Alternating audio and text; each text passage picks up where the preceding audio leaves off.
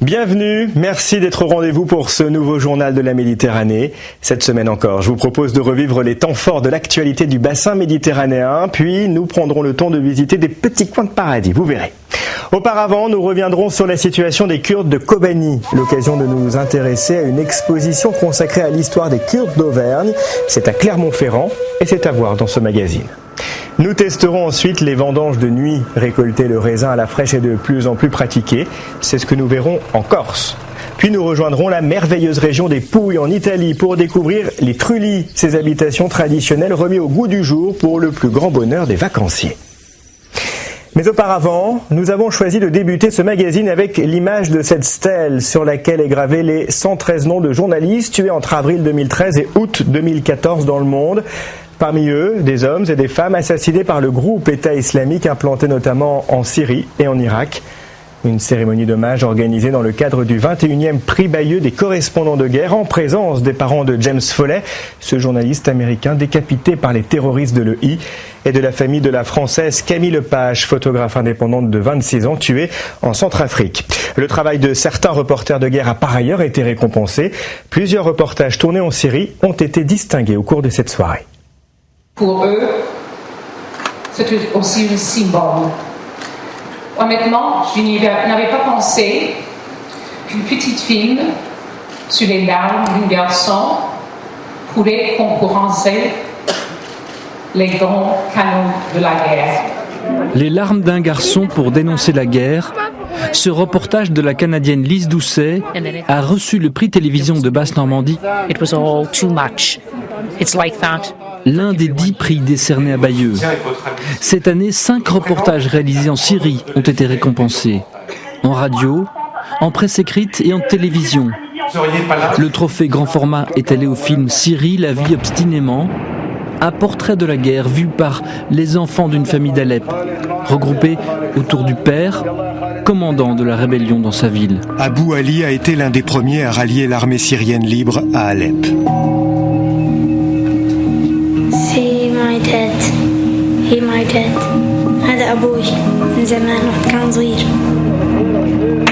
En recevant son prix, le réalisateur a annoncé que ce père combattant avait été tué depuis le reportage. Des victimes, il y en a de chaque côté. 51 journalistes ont perdu la vie dans l'exercice de leur métier depuis le début de l'année. Le prix Bayeux Calvados leur a rendu hommage. J'ai commencé aux années 50 et on prenait le risque, comme tout le monde. Mais j'ai jamais senti que j'étais la cible, ni pour être pris comme otage, ni surtout tué. Je me demande si je l'aurais fait la métier. J'ai pris beaucoup de risques. Mais je suis dit, c'était des risques qui sont jouables. Ça fait partie de jeu. En photo, c'est un reportage sur le Bahreïn qui a été récompensé. Des photos prises par un photographe local recruté par l'AFP. Il devient trop dangereux parfois d'envoyer des journalistes sur des guerres dans des pays qu'ils ne connaissent pas. Oui, avec les tensions au Moyen-Orient notamment, le métier de reporter de guerre est en effet devenu très dangereux, voire désormais impossible à exercer sur le terrain. Les journalistes sont des monnaies d'échange, c'est pourquoi les grands médias refusent désormais d'envoyer leurs reporters dans certaines zones où le danger est trop important, comme en Libye par exemple. C'est le cas de RFI Radio France Internationale, dont 2 journalistes ont été tués il y a moins d'1 an. Peggy Moget et Gaël Handols ont passé une journée au sein de la rédaction. RFI, grand reportage. Laurent Sadou. Vous écoutez RFI. RFI, Radio France Internationale. À l'antenne ce jour-là, une voix bien connue des auditeurs. David Thompson, bonjour. Bonjour Laurent. David Thompson est grand reporter, spécialiste des groupes djihadistes. La 2e franchise africaine de l'État islamique pourrait venir de Libye, à Benghazi. La Libye, il connaît par cœur, envoyé spécial avant, pendant et après la Révolution. Mais depuis 1 an, c'est depuis Paris qu'il est contraint de suivre l'actualité du pays, devenu trop dangereux. Majlis Choura Chaban n'a plus le droit d'aller en Libye parce que ce sont les consignes de la chaîne, de l'antenne.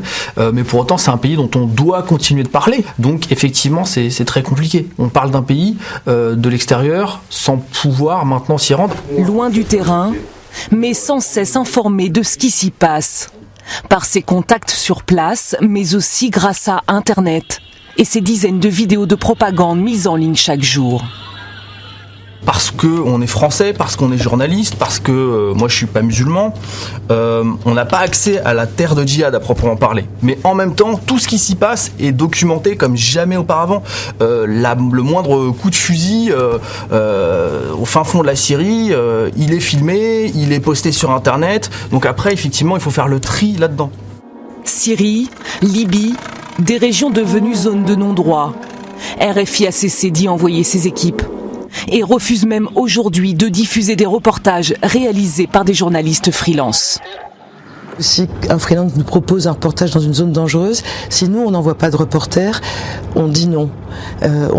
Et on dit parfois non en s'arrachant le cœur quand il est allé quand même et qu'il nous le propose après, parce que sinon ça veut dire qu'on incite des gens à prendre des risques que nous on ne prendrait pas, et ça aucun journaliste ici ne le souhaite.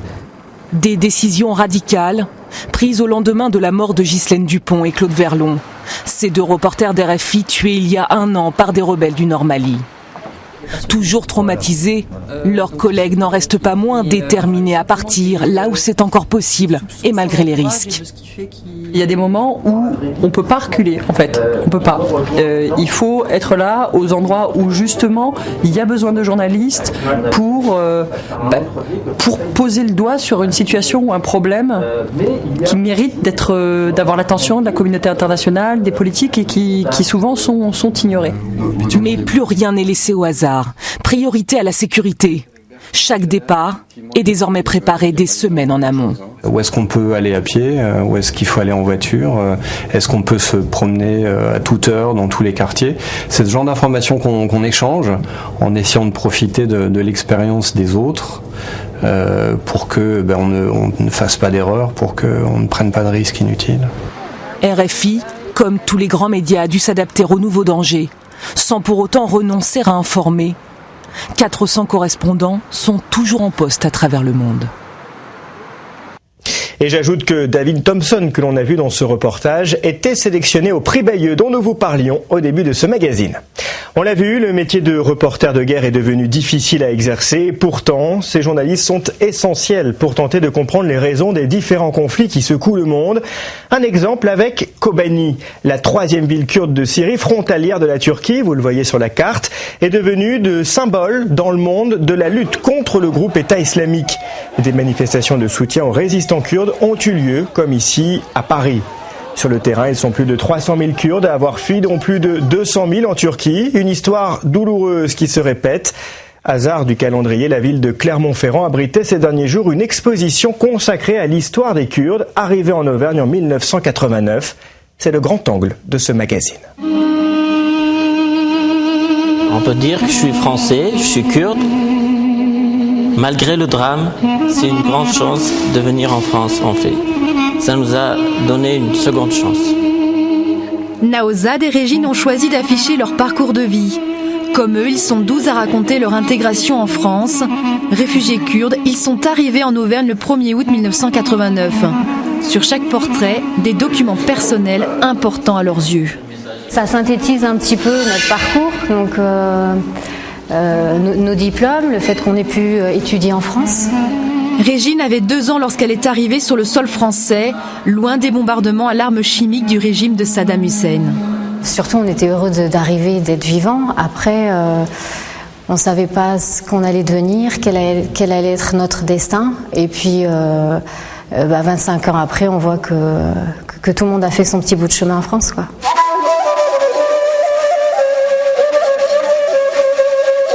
Policiers, avocats, inspecteurs des finances publiques, tous ont connu le camp militaire de Bourg-Lasty. Nahozad redécouvre son passé à travers des documents d'époque. Je suis ici qui descend dans l'avion un assuré. Vous la connaissiez cette photo? Non, je l'ai jamais vue. C'est la première fois que je vois à l'âge de 33 ans. Et je vois un petit Nahozad assuré de lui-même qui descendra par ferme sur les terres de la France. Donc ça donne une certaine assurance, ça me réconforte. Ça permet de mettre des images sur un vécu en fait. L'horreur du génocide n'est pas pour autant oubliée. Des villages kurdes rasés, plus de 200 000 personnes massacrées, un peuple contraint à l'exode. L'exposition retrace les moments forts de l'opération humanitaire conduite par Daniel Mitterrand. 337 Kurdes bénéficient du droit d'asile. Eux aussi vont avoir beaucoup à faire pour s'insérer dans la vie française. C'est pas facile, ni pour eux, ni pour ceux qui les reçoivent, mais c'est ça la solidarité. Cette solidarité humaine, Gulizar, aujourd'hui installée à son compte, en a bénéficié. On est arrivé dans le camp militaire à Bourlastic. J'ai paniqué parce que j'entendais des gens parler français. Je me disais, mais est-ce qu'un jour je vais les comprendre ? La bouche. Qu'est-ce que c'est ça ? Je pleurais, je disais, comment je vais faire pour les comprendre ? C'était pas des pleurs de tristesse ou est-ce que je suis, pourquoi je suis là, non, c'était comment je vais faire, comment je vais vivre ici, comment je vais les comprendre, comment je vais me débrouiller tous les jours. Discrète, Gulizar évoque rarement son histoire trop chargée en émotions. Elle sait qu'elle ne retrouvera jamais son village d'enfance, sa vie est ici maintenant. L'exposition, mais surtout l'actualité, la replonge dans son passé douloureux. Ce sentiment, Aywan, son ami également réfugié politique, le partage aussi. 25 ans après, les Kurdes sont repersécutés alors qu'ils n'ont rien demandé, ils sont sur leur territoire, ils ont tout ce qu'il faut pour former quelque chose de concret et de bien. Et au jour d'aujourd'hui, l'État islamique s'attaque à cette minorité pour les persécuter. Une exposition qui marque les esprits, un hommage pour une aventure humaine hors pair, et nous rappeler aussi que la persécution des Kurdes est loin d'être terminée. Et des témoignages que vous pouvez revoir par l'intermédiaire de notre page Le Journal de la Méditerranée sur les réseaux sociaux. Et n'hésitez pas également à réagir si vous le souhaitez. L'actualité du bassin méditerranéen, c'est aussi le gouvernement de Catalogne qui a annoncé cette semaine sa volonté d'organiser une consultation symbolique le 9 novembre sur l'indépendance. Le président catalan Artur Mas réagissait après l'annonce de l'abandon de ce référendum décrié par Madrid qui le juge anticonstitutionnel. Autre élection en Tunisie cette fois-ci. Information détaillée dans ce tour d'horizon de l'actualité du bassin méditerranéen signé Malika Katala.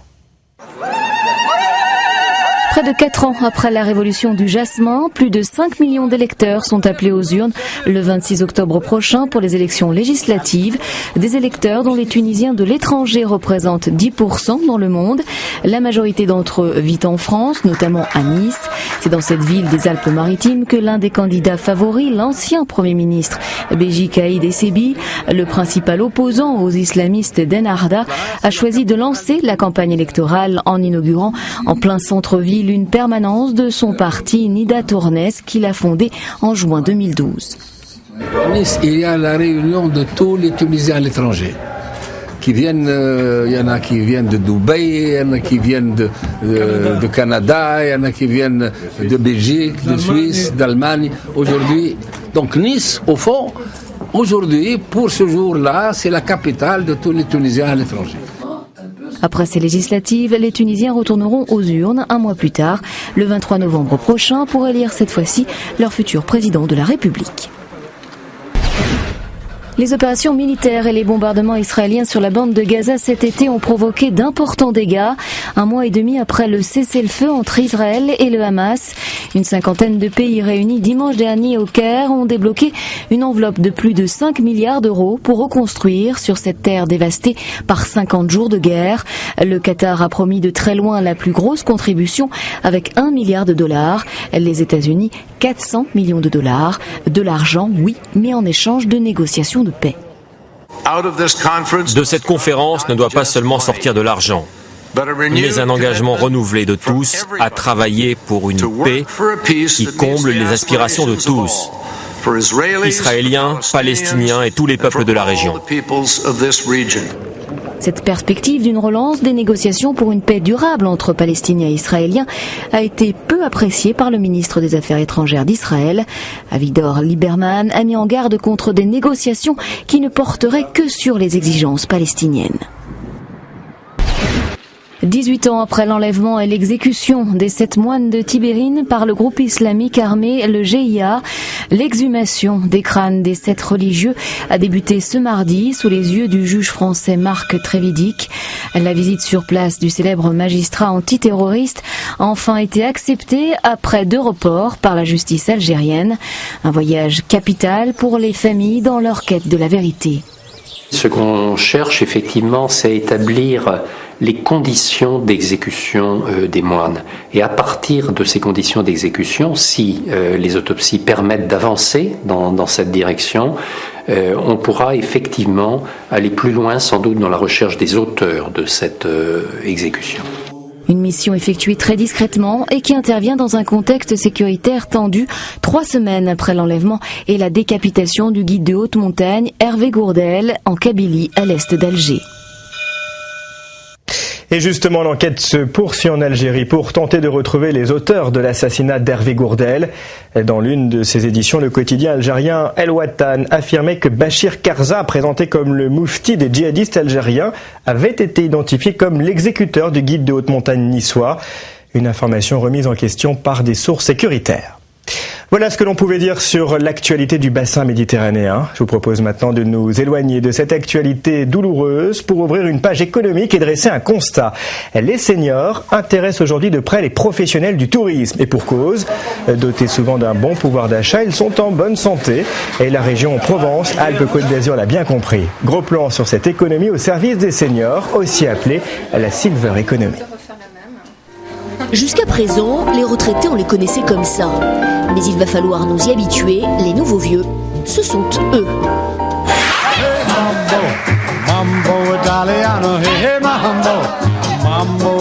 On en profite, voilà, on reste en forme. Ils ont pris leur retraite plus tôt, ont un pouvoir d'achat important et surtout une bonne santé. Je fais partie de la génération du baby boomer de 68 et on arrive vraiment en forme, en masse et en forme maintenant, et on a envie que les choses changent parce qu'on a l'impression d'avoir beaucoup de temps encore à vivre et à profiter. Bref, ils ont tout pour croquer la vie. Ils consomment nourriture, loisirs et bien-être. Une véritable manne économique qui débarque sous le soleil provençal. On appelle ça la Silver Economy. Cet hôtel ne s'y est pas trompé. Son cœur de métier, le senior. Ce qui lui permet de rester ouvert quasiment toute l'année, contrairement à ses voisins.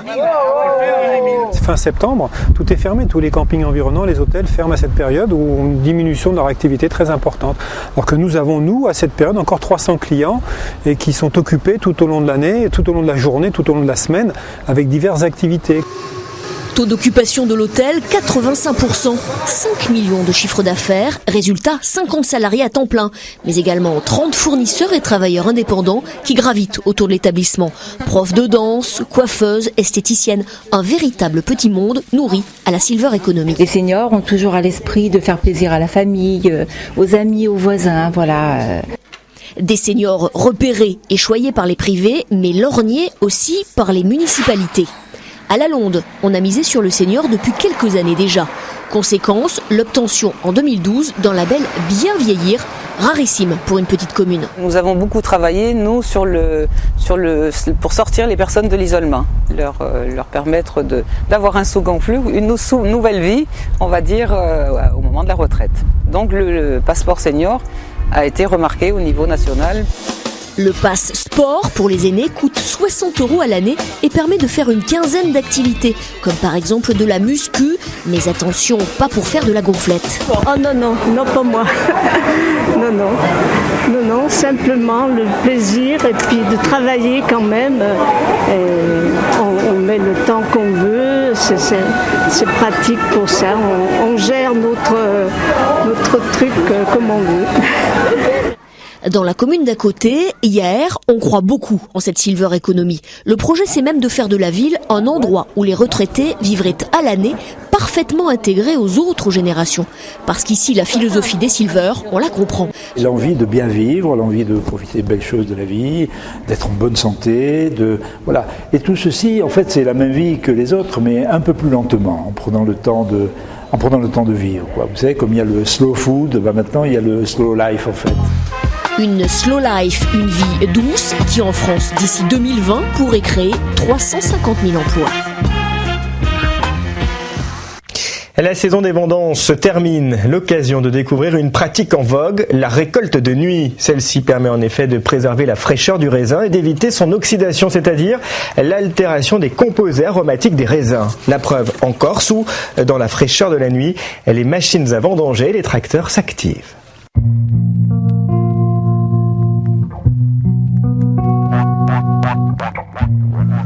De petites lueurs, trop à peine l'obscurité. Un ballet étrange, dans un silence presque total. En fait, une chorégraphie effectuée par le déplacement d'une équipe de vendangeurs entre les pieds de vigne. Nous sommes sur la côte orientale. Dans ce vignoble, une partie du raisin est récoltée la nuit. Il fait trop chaud, de plus en plus chaud. Été chaud et sec, de plus en plus.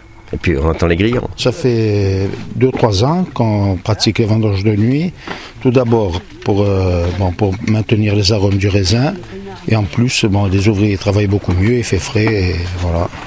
Les vendanges de nuit sont de plus en plus pratiquées pour les raisins destinés au vin rosé ou au vin blanc. Sur cette parcelle, c'est le cépage traditionnel, le Vermentino, qui est cueilli ainsi. Une vendange à la main au nom de la qualité.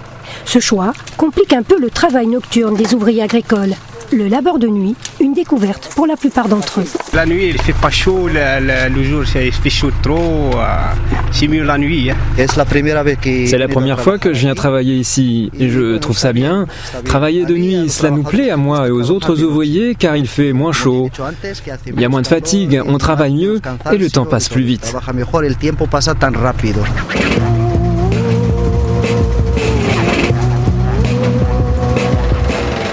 Au domaine de la Ponte, le personnel de la cave s'est également mis à l'heure de nuit. Pour réceptionner le raisin, trier les grappes, le vigneron et 3 salariés s'activent. À l'intérieur, la caviste, gestionnaire des cuves, prend le relais. Et les tâches se succèdent.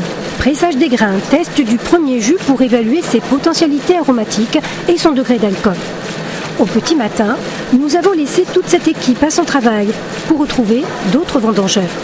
Histoire de nous rendre compte si le travail de nuit se généralise. 20 km plus au nord, des machines à vendanger sont effectivement en pleine action. Cette exploitation, le château de Pianic, s'étend sur 120 hectares, plus de la moitié consacrée au rosé et au blanc. Elle aura cette année été vendangée de nuit.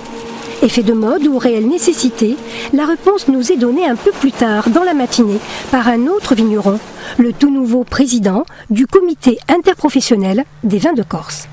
Aujourd'hui, la vendange de nuit permet de ne pas oxyder les vins, d'avoir une qualité aromatique beaucoup plus importante, parce qu'aujourd'hui, il faut savoir une chose, que le soleil, c'est très bien, mais ça oxyde et ça abîme un petit peu les raisins.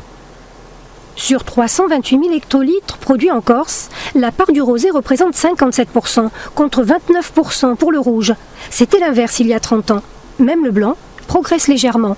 Un changement d'habitude de consommation qui a demandé une adaptation aux vignerons. Savoir évoluer est devenu le maître mot de la viticulture insulaire. Et le travail de nuit va rendre plus urgent encore la réalisation d'un grand chantier, celui de l'emploi. Le problème que l'on a aujourd'hui, c'est qu'on a un manque de formation qui est très important. On n'arrive plus à trouver des gens à un moment donné qui sont assez compétents techniquement. Et ça va devenir, à l'horizon des 5 à 10 ans, ça va devenir un réel problème. D'autant que peu de jeunes Corses sont attirés par la filière viticole. Les métiers y sont réputés harassants, peu valorisés et l'utilisation d'une main-d'œuvre noire souvent reprochée. Chez Alain Lougarini, pour garder la même équipe à l'année, on a trouvé une solution empruntée au BTP. Nous, on travaille avec une équipe, justement, c'est un prestataire qui nous met à disposition cette équipe-là que vous avez filmée cette nuit. C'est une équipe vraiment formidable parce qu'on commence à 3h, à 4h, ils sont toujours là. Il y a une très bonne ambiance et voilà, ils ramassent très bien et on est vraiment contents. Autre dossier à l'étude, celui de la progression du marché. À l'image des coopératives et leur gros volume de production, les producteurs propriétaires vont devoir élargir leur clientèle. Le marché est saturé aujourd'hui et il est surtout conditionné par les saisons touristiques. Et je pense qu'aujourd'hui, notre salut viendra de notre capacité à sortir du marché local. Et pas seulement pour exporter davantage vers le continent. États-Unis, Canada, Chine seraient intéressés. Mais pour l'instant, la préoccupation des vignerons est de terminer les vendanges. Dans les vignes, le travail va se poursuivre durant quelques nuits. Alors que les vacances de la Toussaint débutent en France, je vous invite à découvrir un site unique situé dans les Pouilles, en Italie. Ici, des habitats traditionnels paysans appelés les trulli ont été modernisés pour accueillir des touristes. Modernisés oui, mais pas défigurés, ce qui a permis au village authentique d'Alberobello d'être classé par l'UNESCO patrimoine mondial de l'humanité. Regardez. Elle est comme un mirage dans le désert. La Murgia, la campagne des Pouilles, chauffée à blanc par le soleil. Avec ses trulli, ses maisons champignons à toit conique. À l'origine des cabanes agricoles, en pierre sèche. Aujourd'hui, elles sont un must pour les vacances. C'est très calme, oui, c'est très joli. Et c'était une ferme auparavant? C'était une ferme. D'accord. Daniel et Yves Coste ont choisi ce trullo pour y passer une semaine. Ah, on a l'impression d'être à Bruges. Évidemment, l'intérieur est un peu étriqué. Donc un trulli, c'est une pièce par... C'est une pièce, chambre... Une pièce unique, cuisine, salon, chambre, au même endroit. Mais les Costes ne sont pas venus pour ça. Bien mis en valeur, là. Ah bah c'est parfait. Ils sont là pour le charme des lieux, entre patrimoine historique et confort moderne. Ah oui, il y a quand même un côté rustique qui... Un rustique un petit peu léché, mais bon... Alberobello, un paysage unique qui attire des milliers de touristes, beaucoup de Français, séduits par ses toits en pierre et ses murs enduits à la chaux. Ici, même l'église a pris les formes locales, élancée vers le ciel. Une ville monument classée au patrimoine mondial de l'humanité depuis 20 ans. D'accord. Là, c'est que du commercial. Il y a de plus en plus de touristes français qui viennent ici. Dormir dans un monument, c'est quand même mieux qu'une chambre d'hôtel standard. Et des monuments, il y en a plein la campagne, comme celui de Véronique Morosi. Ah ouais, mais ça c'est sucré. Cette Française est installée dans les Pouilles depuis 7 ans. Elle loue aux touristes des trulli qu'elle rénove dans les règles de l'art. À part la mosaïque, évidemment, c'est toute la pierre locale. En essayant de respecter la morphologie, on va dire, des trulli. Un habitat traditionnel paysan, modernisé avec beaucoup d'ingéniosité. Voilà, ici c'est la cuisine. Tous les espaces sont exploités. Donc comme ici c'était un trullo de campagne, quand les gens venaient travailler sur la vigne, ils l'utilisaient simplement pour manger et pour faire le vin. Sous le sol, il y avait 3 citernes, donc ils pressaient le raisin et ils entreposaient le vin ici. Je ne voulais aucune modification de l'intérieur de la maison. À l'origine, ces bâtiments agricoles étaient en pierre sèche, car ils devaient pouvoir être détruits au gré des saisons. Sous le soleil des Pouilles, ils ont finalement résisté des siècles. Superbe, comme le temps, l'été indien semble s'installer dans le sud de la France. De bon augure en ce début de vacances. On se quitte donc sur les plages de Corse. L'île de beauté, vous allez le voir, n'a jamais aussi bien porté son nom. Juste le temps de vous souhaiter un très bon week-end et une très belle semaine. Nace el deseo de que